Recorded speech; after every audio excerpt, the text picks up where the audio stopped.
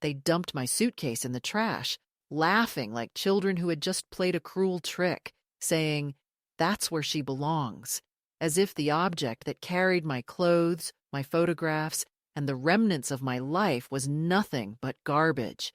And in that moment, standing on the driveway with the autumn wind catching my hair and the faint sound of the television leaking through the walls, I understood that I had been erased from their story with the casualness of someone wiping chalk from a board. And though the sting of humiliation ran deeper than any wound I had ever carried, I remained outwardly silent, because I had grown used to being silent, to letting them speak over me, to nodding and shrinking and pretending that invisibility was a form of peace. But inside my chest, something shifted, a small tremor, like the sound of a lock turning, and I knew I could no longer remain the woman who accepted every dismissal with lowered eyes. I am 78 years old, and I live now in a modest apartment with thin walls and a window that looks onto a crooked elm tree that drops leaves in great golden piles every October. And I water a plant that never quite blooms and drink tea from the same chipped mug every evening, and I am freer than I have ever been. Though that freedom was born not from generosity or love, but from cruelty so sharp it cut me loose from the ties that once kept me tethered. I was not always alone, and I was not always strong. For many years, I was the one who baked the cakes, who stitched the hems, who paid the bills quietly when my son fell short, who carried the weight of family on shoulders that grew bent but never broke. And I believed, in the tender way mothers believe, that this labor would be remembered with some small gentleness, that age would not turn me into a burden, that sacrifice would not curdle into resentment. Yet I see now how foolish that hope was, because people who build their lives on taking rarely recognize the hands that gave them everything. My suitcase was not new. It was not elegant.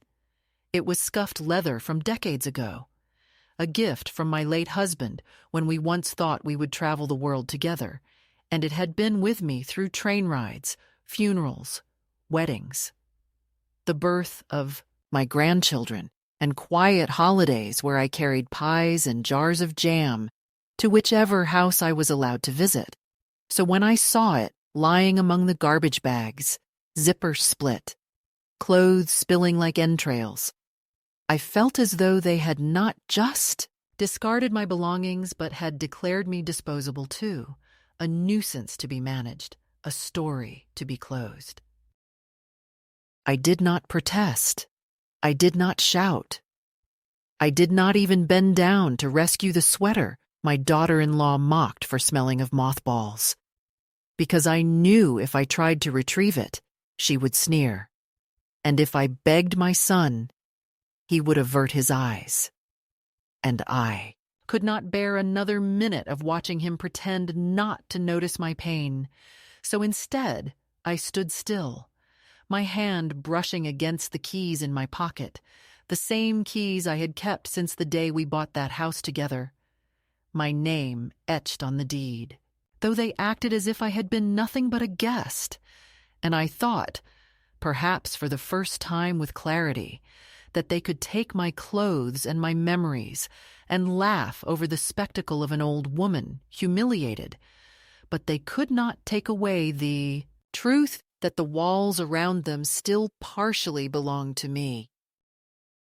That night, I lay awake in the small bed they had called the guest room, though I had paid for half its foundations, and I listened to the laughter downstairs, the clinking of glasses, the music meant for younger lives, and I thought of all the times I had tucked my son into bed when he was feverish, of all the nights I had walked to work in shoes with holes so that he could have school books, of the way his tiny hand once clutched mine at the fair when he was frightened, and how easily that hand had grown to push me away.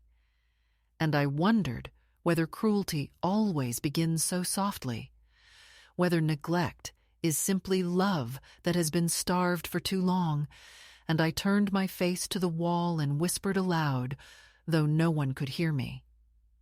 You have mistaken me for someone who will not fight back. And my own voice startled me, because I had not heard it sound strong in years. I suppose that is the beginning, that night when my suitcase lay among the trash bags, and I realized I was not garbage, that their laughter, shrill and false, was not the final verdict on who I was, that somewhere inside of me still lived the woman who once stood tall enough to carry an entire household. And though my body trembled with age, my resolve was suddenly younger than it had been in decades, and as I closed my eyes against the noise of their party, I felt the cool weight of the keys in my palm and thought, with a kind of quiet certainty, that I had been holding my escape all along. That is who I am now, an old woman who has lived long enough to know that betrayal is sometimes the door to freedom, and that humiliation, when endured without collapse, can transform into something sharper than revenge, something closer to truth. And though I sit here today with fewer possessions than I once had, with no suitcase to my name, I sit here intact, unbroken, and strangely proud, because I walked out with the keys to their house, and in those keys lay not just metal and teeth, but the reminder that I was never theirs to discard. The defining act that turned the quiet cruelty into something undeniable came on an afternoon so ordinary it might have slipped past unnoticed, if not for the words and the gesture that carved themselves into me forever. Because betrayal rarely arrives with thunder. It arrives with the stillness of routine. And that day, I had returned from a walk down the street, my knees aching, my hands cold from the wind, carrying a small bag of apples I had bought with my own money because no one ever asked me anymore what I liked to eat. And as I turned into the driveway, I saw my daughter-in-law and my son standing by the trash bins with my suitcase beside them, the old leather one that had carried my life for decades, and she had her manicured hand on the handle while he looked away, frowning as if this was distasteful but necessary. And she laughed, a bright, brittle laugh that seemed to pierce the cold air, and said, "That's where she belongs," before pushing the suitcase into the open bin, the sound of it striking plastic and metal echoing like a verdict. And I stopped there on the gravel path, unable to move, clutching the small paper bag of apples like it was a lifeline. And I heard my son murmur something low, not protest, not defense, just a weak, "Maybe we shouldn't." But his wife snapped, "She has too many old things, too much clutter. It stinks up the whole house. We're not running a museum for her memories." And then she turned her head and saw me standing there. And instead of shame, she smirked, as if she had been waiting for me to witness this erasure. And I watched the corner of my sweater spill from the broken zipper, the same sweater I had knit while pregnant with him. And for a moment, I thought I would collapse, because the world tilted in that quiet way. Grief tilts it, when the floor feels both too close and too far. But I stood still, the bag of apples trembling in my hand, and my son, my own, blood, did not bend down to retrieve it, did not defend me, did not even meet my eyes, he simply said, with that rehearsed patience he used when speaking to me lately. "Mom, we'll get you new things. It's better this way."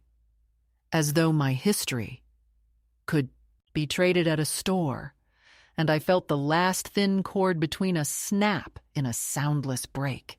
I walked past them without a word, stepped into the house with shoes still on, though I knew Carla hated that, and the sound of gravel crunching on the polished floor gave me a kind of private satisfaction, and I went into the guest room, which they had stripped of any trace of me besides the single bed and the Wi-Fi password card, and I sat down, my breath uneven, my chest heavy, and I thought, this is no longer negligence, no longer subtle exclusion. This is expulsion. This is them declaring me unnecessary. This is the act that cannot be softened with excuses. I remembered the moment I signed the deed years ago, the way my son had kissed my cheek and whispered, "Thank you, Mom. I'll never forget this." And I thought of the lie contained in that promise. How easily gratitude dissolves into entitlement. How quickly a child who once depended on you learns to treat you as excess baggage when the world begins to applaud his independence. I sat there for hours, the light shifting from gold to gray across the bare walls, listening to the sound of their children running upstairs, their laughter like foreign music, untouched by my presence. And I realized with a sharp clarity that I had become the ghost in the house I had helped to buy, the figure who cooked meals and folded clothes for decades, but was now reduced to a silent shadow. Tolerated, but never welcomed, and the suitcase in the trash was not about fabric or zippers or worn leather. It was the burial of my place among them. Later that evening, when I finally dared to step outside to breathe, I found that the bin had already been wheeled to the curb, my belongings inside, waiting for the garbage truck. And I felt a strange calm as I looked at it. Because something in me knew that if they could discard me so easily, then I was no longer bound to the duty of protecting their image, no longer tied to the role of quiet mother who asks for nothing, and I slid my hand into the pocket of my coat and touched the keys, the cool metal pressing against my skin, and I remembered how I had kept them hidden all these years. A small secret. Not because I planned to use them, but because some instinct had told me that one day I would need proof that I had belonged, that I had built, that I was not a visitor but a foundation, and in that moment I understood that their betrayal was also my release. When the truck came in the morning and the mechanical arm lifted the bin, I stood at the window and watched the suitcase vanish into the maw of the machine, clothes and memories crushed into the anonymity of waste. And instead of crying, I felt an odd kind of steadiness, like a rope pulled taut inside me had finally stopped fraying, and I whispered to myself that I had nothing left to lose except my silence. That was the true betrayal. The catalyst that turned years of quiet diminishment into an open wound. But it was also the moment that I realized wounds can become openings. And from that opening, I would step, not as the woman they mocked, but as the woman who still held the keys. After the day of the suitcase, nothing exploded in the dramatic sense one might expect. No shouting matches, no storm of words that could be quoted later as evidence of cruelty. And that absence of confrontation made it worse, because instead of one violent act to resist, There was a slow and steady erosion, a quiet campaign of diminishment that wore me down in ways that were harder to name, like water-thinning stone. And though I knew the humiliation of seeing my life tossed into the trash was a climax of sorts, the days that followed became their own trial, marked not by action, but by absence, not by direct blows, but by omissions so consistent they became a language of rejection. Every morning I would come to the kitchen, and there would be fresh juice pressed, toast sliced, cereal poured, all set out for the children and my son, with plates aligned like an advertisement, but no place set for me. And when I reached for a mug or a spoon, Carla would glance sideways, tight-lipped, and mutter that I should try not to clutter the counter since she had just cleaned. And my son, already in his suit, would nod without lifting his eyes from the screen of his phone. And in that small ritual, I was reminded that I had slipped from family into tolerated guest. At dinner, they sat with neighbors and laughed about vacations, renovations, soccer games. And though I had once been the one who taught my son how to balance numbers at the kitchen table, they never asked my opinion about anything larger than whether I wanted water or tea, and if I attempted to contribute a story from the past. Carla would redirect the conversation, saying brightly, "Oh, we should let Mom rest, she gets tired," as if speaking was exhaustion rather than connection.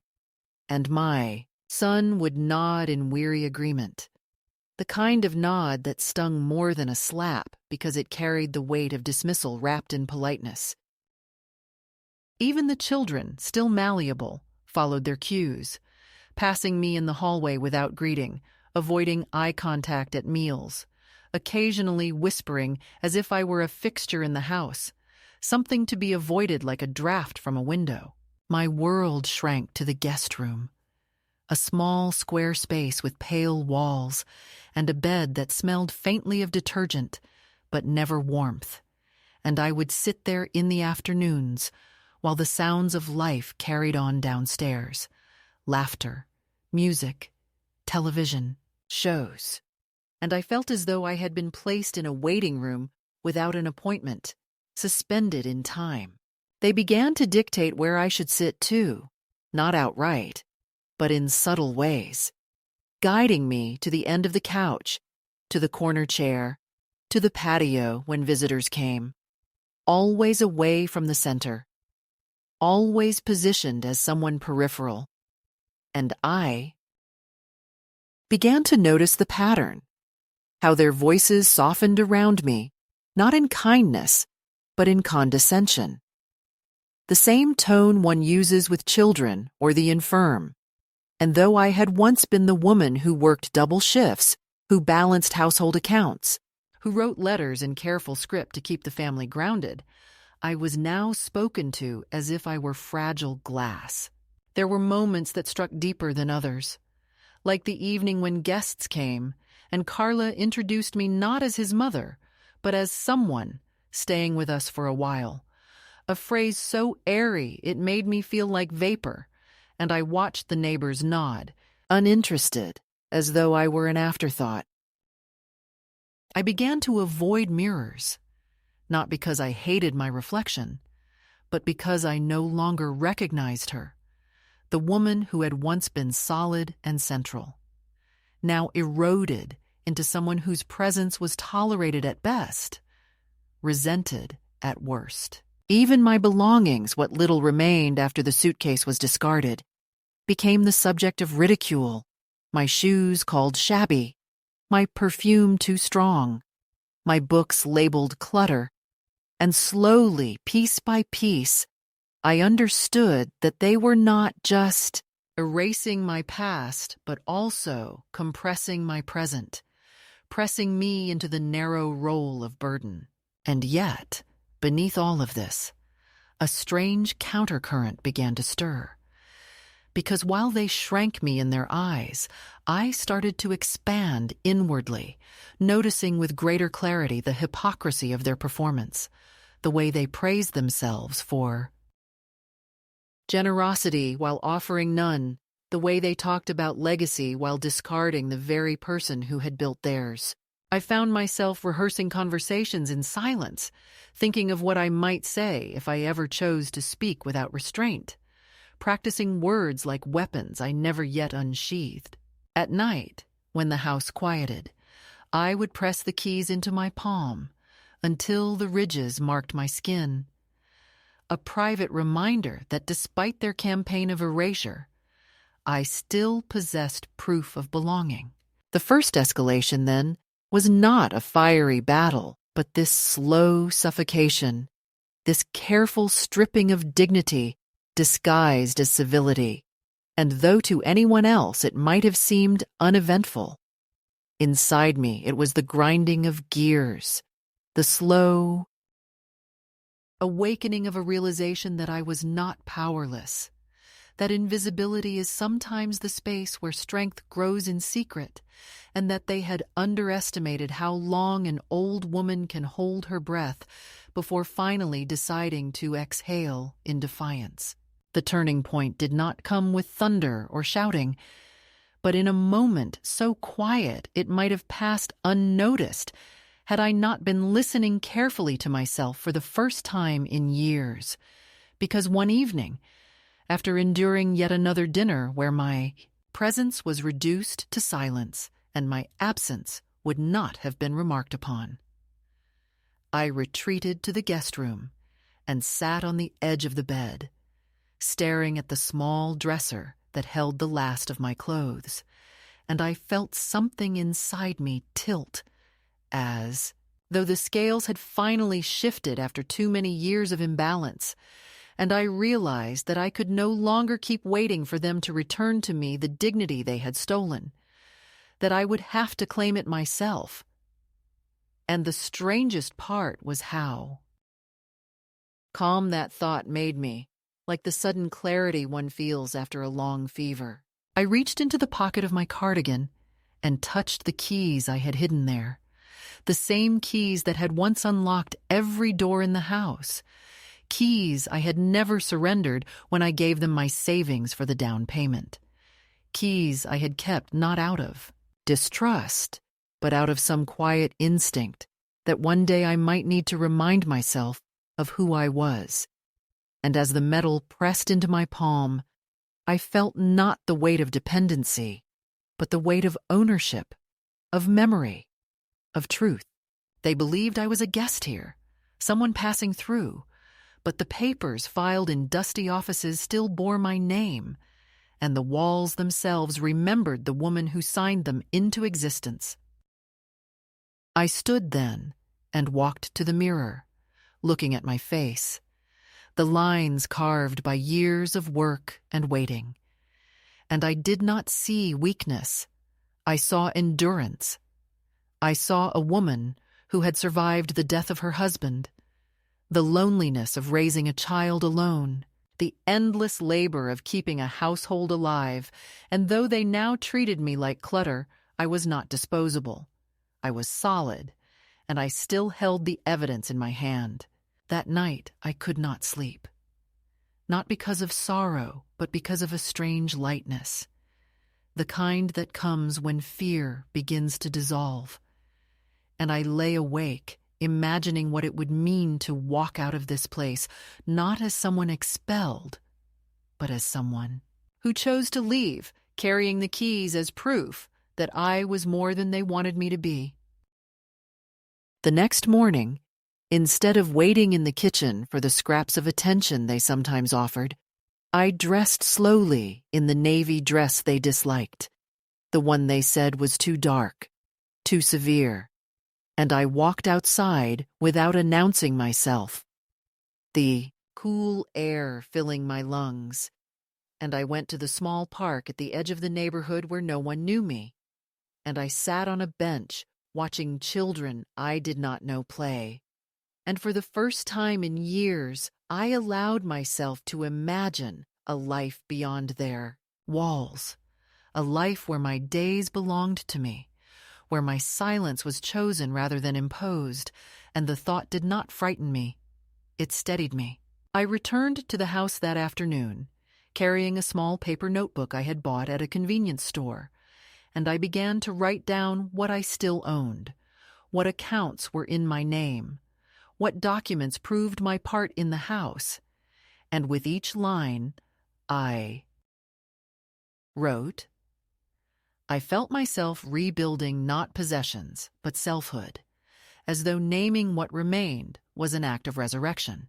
They noticed a difference in me, I think, because at dinner my son looked at me longer than usual, perhaps sensing that the compliant figure at the table had shifted into something firmer, though he could not name it, and Carla made one of her jokes about me being quiet, but I simply smiled, not with submission, but with a private knowledge she could not reach.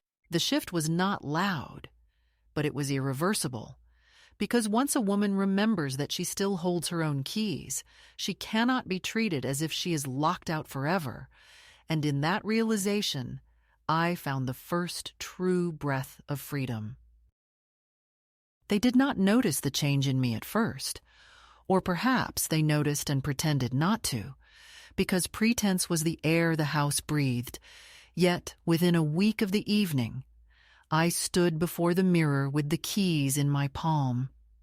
The temperature of the household shifted a few careful degrees, and the shift announced itself not in shouting, but in new rules spoken as concerns, in schedules printed and taped to the refrigerator under the magnet, shaped like a sailboat, in the way Carla began saying "we" when she meant "I," as in, we've been talking and we think it's best if you don't use the stove when you're alone, or we worry your back could go out when you carry groceries. And then, almost tenderly, we toured a really lovely place, not a facility, more like a community, meals, activities, safe bathrooms. You would love the classes.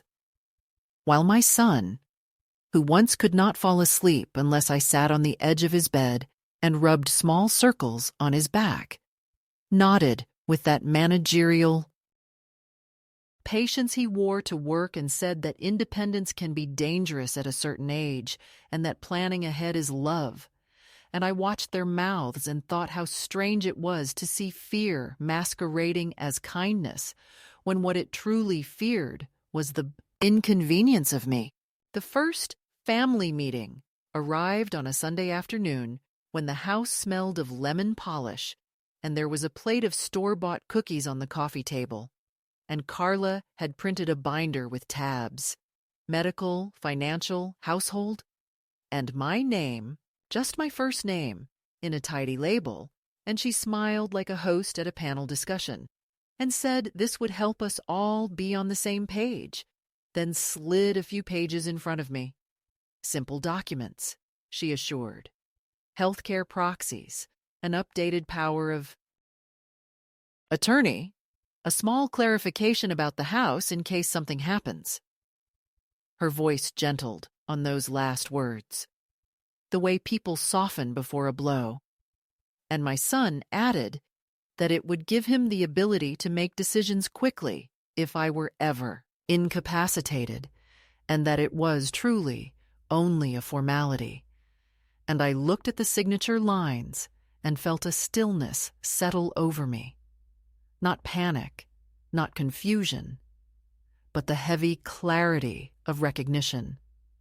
Because decades ago I had taught myself to read contracts by lamplight when his father was sick and we had to fight for every reimbursement, and my eye went at once to the clauses that were never mentioned aloud, the ones that rerouted authority quietly, and I said that I would be glad to sign once my attorney had reviewed them.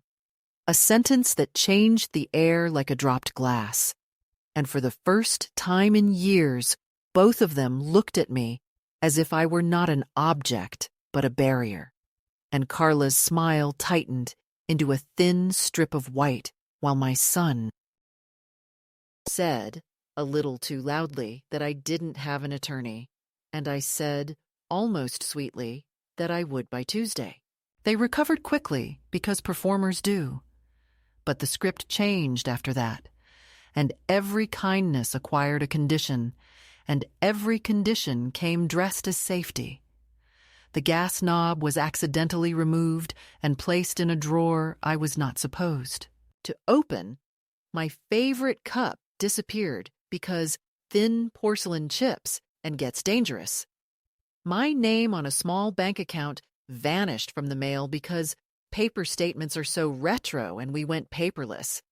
And when I called the bank from the grocery store parking lot, the young man on the line, whose voice carried the careful caution of someone who did not want trouble, told me the mailing address had been switched 2 weeks ago and that he would be happy to revert it if I could answer a security question, which I did, and then I went one step further and asked him to place a note on the account prohibiting any address change without my in-person signature, and he said softly, "Good for you," which warmed me more than I expected.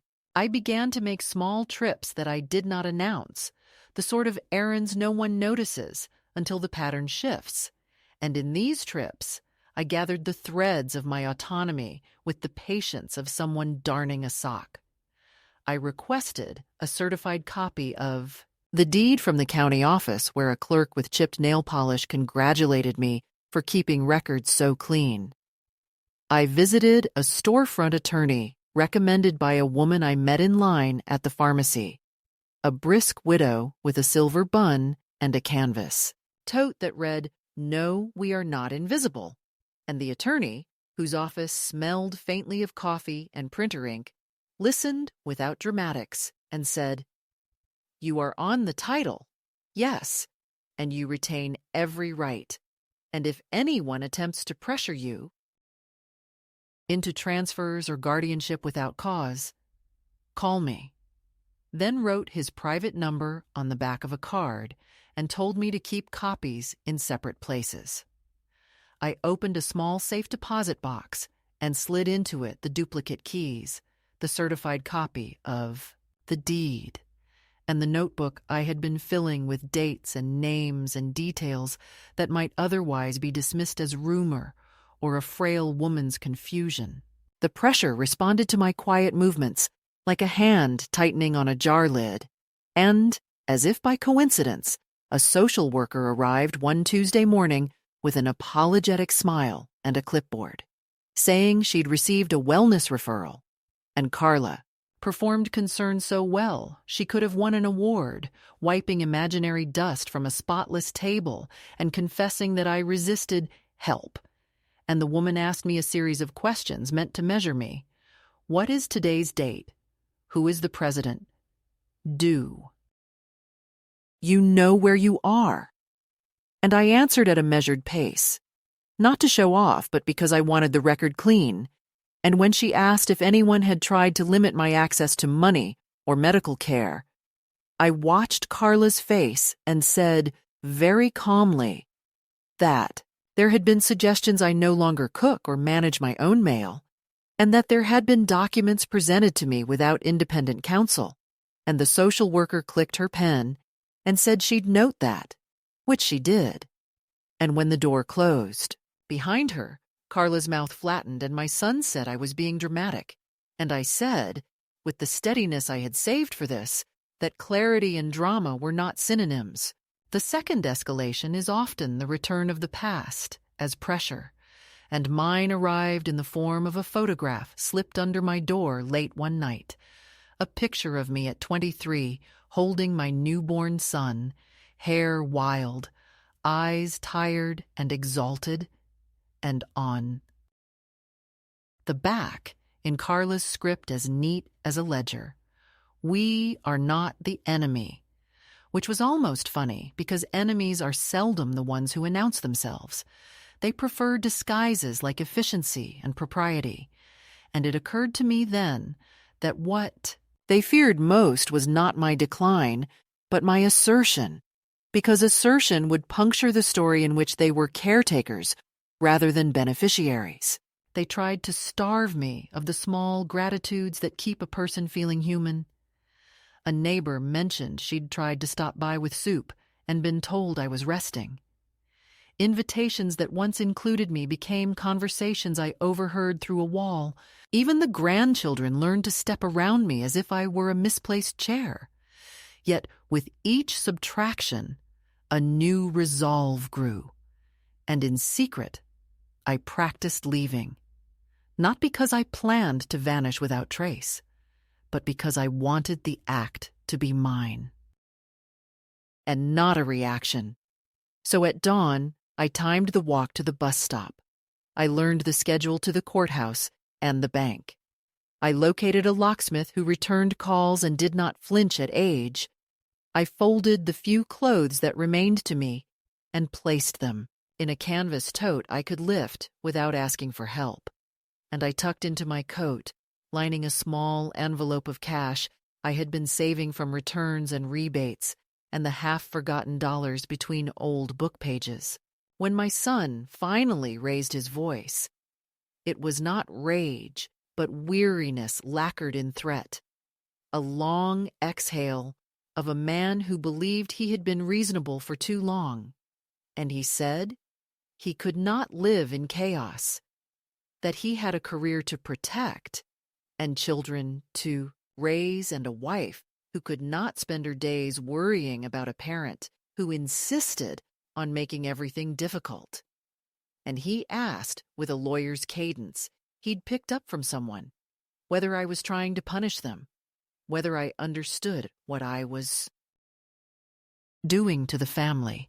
And I looked at him and saw not a monster, but a boy who had papered over his need with performance and had mistaken my love for limitless supply.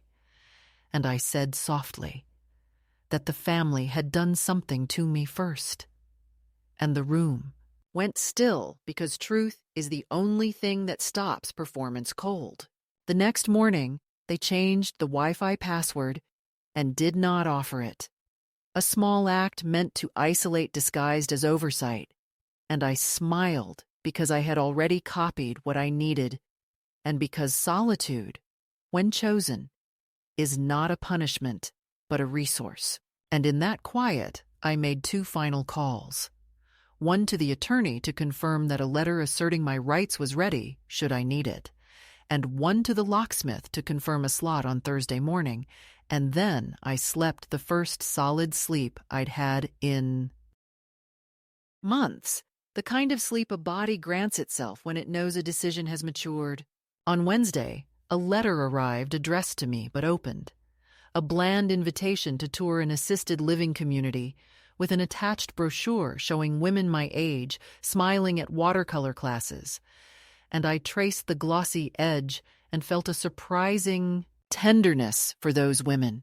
Because there is nothing wrong with watercolor, nothing wrong with needing help, but there is something profoundly wrong with pushing a person into a place so that a house can be tidier and a life can be simpler. And I set the brochure under the binder on the coffee table as if returning a misplaced file to its drawer. And I waited for Thursday with a patience forged across decades of waiting for buses, for lab results, for children to come home. The house, sensing something, grew jumpy. Carla clattered dishes. My son left early and returned late. The dog barked at shadows that weren't there. And I moved through it with a composure that unnerved them, because I was no longer asking. I was. Preparing and preparation, when undertaken by someone you thought you had reduced to silence, is a kind of thunder that does not need sound. The day the locksmith came, the house was as quiet as it had ever been, the kind of quiet that hides in the corners like dust, waiting to be noticed. And I stood by the window of the guest room, watching the van pull up to the curb, its white paint chipped, its logo half faded, and I felt something inside me settle with a heaviness that was not dread but resolve. The way a stone finally drops after being suspended too long in the air. I had called 3 days before, arranging the appointment as if it were any other errand, no different than buying bread or paying a bill. But of course I knew it was more than that. It was the act that would split my life in two. And I was ready. I greeted the man at the door, his hands rough, his manner practical, and I led him to the locks without explanation, because explanation was no longer mine to give. It was theirs to ask for if they dared, and I watched as he worked.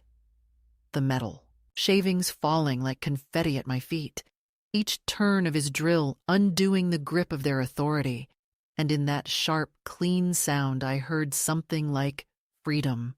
While he worked, I gathered the documents I had kept hidden.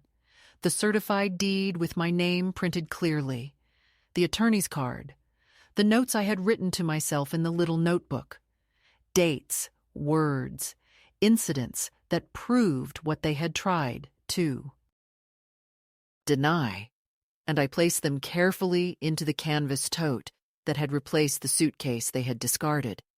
And I thought of how strange it was that the things they had thrown away no longer mattered, that it was not sweaters or photographs that held me steady, but the dry language of ownership, the lines on paper that refused to vanish. When the locksmith handed me the new keys, cool metal still smelling faintly of oil, I closed my fingers around them and felt my pulse quicken, not from fear, but from the sense that for the first time in years, I held something that was mine without condition. I paid him in cash and thanked him, my voice steadier than I expected. And when he left, I stood alone in the house and listened to the silence of a place where they had laughed at me, silenced me, diminished me, and I whispered aloud, "No more," just to hear it said. They returned in the evening, bags from their errands dangling from their wrists, laughter in their voices until the door refused them, the key turning uselessly in the lock, and I sat in the living room chair, the one they had always pushed me out of, waiting, listening to the rattle of metal against metal, the rising confusion, then the knocking, sharp, impatient, insistent, as if the house itself had betrayed them, and I stayed seated, calm, my hands folded in my lap, until at last I rose and opened the door just enough to see their faces, surprise flooding them, indignation blooming in Carla's narrowed eyes, my son's expression caught between disbelief and fury. "What happened to the lock?" he demanded, his voice louder than I had heard it in years, and I said, without trembling, "It was changed." And I held up the new key so they could see the glint of it in the hall light. A small piece of proof that the ground had shifted under their feet. Carla sputtered, her words half-formed, something about safety, about intrusion, about legality. But I cut her off with a quiet, measured tone that carried more weight than shouting ever could. "This is my house, too. My name is still on the deed. You may have forgotten, but the law hasn't. You threw away my suitcase. You tried to throw away me. But you cannot throw away what I built." The words came like stones, deliberate, undeniable, and for the first time in years I saw them speechless. My son tried to recover, reaching for calm, saying, "Mom, we can talk about this." But I shook my head and told him, "No." Talking was for before. This is after I closed the door gently, not slamming, because slamming belongs to rage, and I was beyond rage. I was in something colder, sharper, more final. Inside, I walked back to the kitchen and poured myself tea, the kettle still warm from earlier, and as I stirred the sugar, I thought of the irony that they had treated me as an intruder in a home that would not exist without me, that they had called me parasite while living off my savings, that they had rewritten me as guest while sitting in the house, my name still bound. Now the roles had inverted, and I was no longer the shadow at the edge of their table, but the one who chose whether they could enter at all. That night, I wrote 2 letters, one to the lawyer they had sent, brief and sharp, asserting my rights, warning of harassment, making it clear that any further attempt to coerce me would meet legal resistance, and another, shorter still, to them, no accusations, no apologies, only this: you discarded me, but I remained. I am not your burden. I am not your silence. The keys are in my hands, and I will never hand them back. I left the letter on the inside of the door, taped neatly, so that when they tried again in the morning, they would not need my voice to understand. The act was not revenge. Revenge requires the hunger to hurt, and I had lost that hunger. It was reclamation, and reclamation is quieter, steadier, the slow lifting of something buried back into the light. When I locked the door that night with the new key, slipping it into place, turning it smoothly, I felt the decades of waiting collapse behind me. Not like ruins, but like scaffolding finally dismantled. And I stood at the window, looking out at the street I had once walked with groceries, with a child's hand in mine, with hope. And I breathed the cool air and thought, they may still walk these rooms, but not without knowing that I am here, that I matter, that I am not erased. That was the climax, not the noise of their fists against the door, but the silence after, the silence in which I finally belonged to myself again. In the days that followed, the house felt different, not because its walls or furniture had changed, but because I had, and the air itself seemed to acknowledge it. No longer heavy with unspoken orders or swallowed insults, but lighter, freer, as if the silence finally belonged to me. I walked from room to room without hesitation, touching the banister, opening cupboards, standing at windows I had once been steered away from, and with every step I reminded myself that this space, though scarred by memory, was still mine. Not in the sense of possession alone, but in the sense of presence, of proof that I had not been erased. My son and his wife did not come back immediately, perhaps too stunned by the locked door and the letter taped firmly to it. And in their absence, I felt a calm I had not felt in years, the kind of calm that comes when the storm has passed and you realize you are still standing. I made tea in the mornings, sat at the table with the light slanting in, and wrote in my notebook, not the details of betrayal anymore, but the contours of what came next.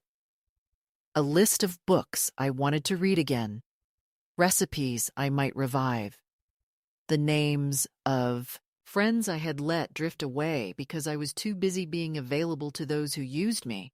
One evening, I found an old photograph at the back of a drawer, one I thought had been lost with the suitcase, of me and my late husband standing in front of the first little house we ever bought. Our smiles wide, our faces unlined, our hands clasped, like we had conquered something together.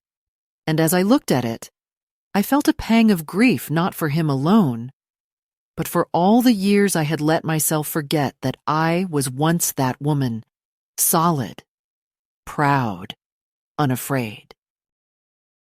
I placed the photograph on the mantel where no one could ignore it, and in that small act, I felt the balance shift further, as though even the house itself acknowledged me anew.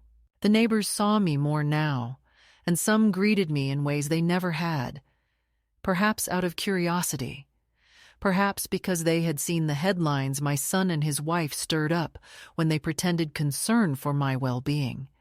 But whatever the reason, I stood tall when I walked past, no longer bending my shoulders to seem smaller. no longer lowering my eyes. When my grandson wrote again, his words soft and careful, I answered at last, not with a flood of explanation, but with steady clarity. I told him I was safe, that I had chosen a different path, that he was welcome in my life if he came without demands, without carrying the scripts of others. I told him he was the only one who had ever truly asked after me without agenda, and that if he wanted to see me one day, it would be on ground we both entered freely, not as supplicant and guardian, but as two people who mattered to each other. Writing those words did not feel like a bridge back to the past, but like a doorway opening onto something gentler, something less burdened. The resolution was not dramatic, not the kind of ending that makes people gasp or cheer, but it was deeper than that, because what I gained was not applause, but peace. I no longer jumped at the sound of a car in the driveway, no longer rehearsed apologies in case someone accused me of being in the way. Instead, I woke each morning with a sense of time that was mine, hours unfolding without the weight of being tolerated, and I discovered that solitude, when chosen, can be a companion rather than a punishment. I planted herbs in small pots by the window, and the scent of basil and thyme filled the kitchen, reminding me that life still grows when given light and water. I began baking again, not because anyone demanded it, not for birthdays that were forgotten, or holidays that became showcases for someone else's pride, but because I wanted to taste sweetness of my own making. Sometimes, late at night, I sit on the porch with a shawl over my shoulders and watch the streets settle into darkness. And I think about the women like me, the ones who gave everything and were told in the end they were too much or not enough. The ones whose suitcases were thrown away, whose voices were ignored, whose presence was treated as clutter. I want to tell them, you are not clutter. You are the beam that held the roof. You are the ground beneath their polished shoes. And even if they forget, even if they erase, the truth of what you built does not vanish. Hold on to your keys, whatever they are, papers, memories, strength, your own name written on a page, and do not believe anyone who tells you that your story is over. I am 78. I live alone now, but I do not live diminished. The suitcase is gone, but the keys remain, and with them the reminder that I am not garbage, not a burden, not invisible. I am here. I am still standing. And if there is one thing I want any woman who hears this to know, it is this. Do not wait for permission to walk out. Do not wait for gratitude that will never come. Take your keys, open your door, step into your own air. The world may not welcome you with banners, but it will give you back your breath, and that is enough.